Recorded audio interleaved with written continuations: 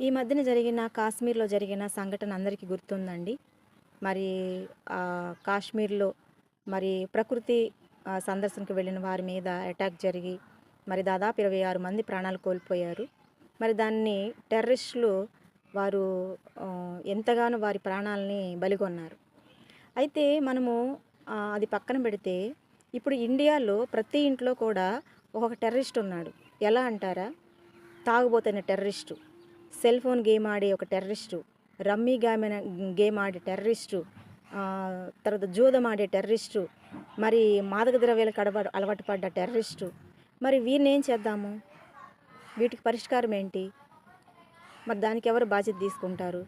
ఇప్పుడంటే మన ఆర్మీ, మన ప్రభుత్వము, మరి మొత్తానికి మన ఇండియా మొత్తము పాకిస్తాన్ మీద యుద్ధం ప్రకటించడం జరిగింది. మరి ప్రతి ఇంట్లో ఉన్న ఉగ్రవాదులను ఏం చేస్తారు? దానికి పరిష్కారం ఏంటి? ఎప్పుడన్నా ఆలోచన చేశారా? విద్యావేత్తలు కావచ్చు, మరి ఎంతోమంది మేధావులు కావచ్చు, ప్రభుత్వాలు కావచ్చు, మరి వీటిని ప్రోత్సహించేవారు కావచ్చు, ఎవరైనా కూడా మరి వీళ్ళని ఏం చేద్దాం? వీళ్ళ భవిష్యత్తు ఏంటి?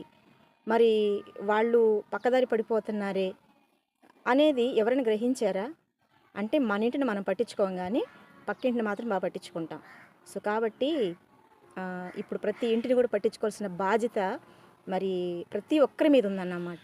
ఎందుకంటే ఇది కంటికి కనిపించని ఉగ్రవాదం జరుగుతూ ఉంది.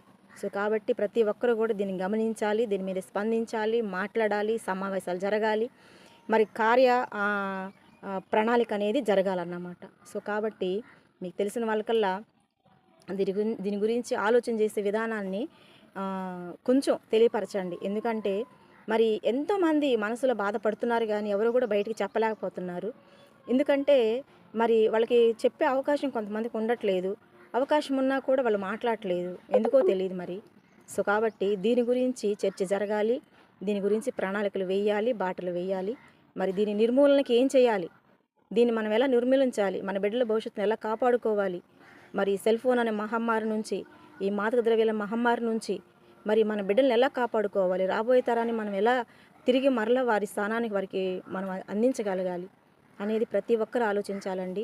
ఇది ఒక్కరి సమస్య కాదు, ఇది ప్రతి ఇంటి సమస్య.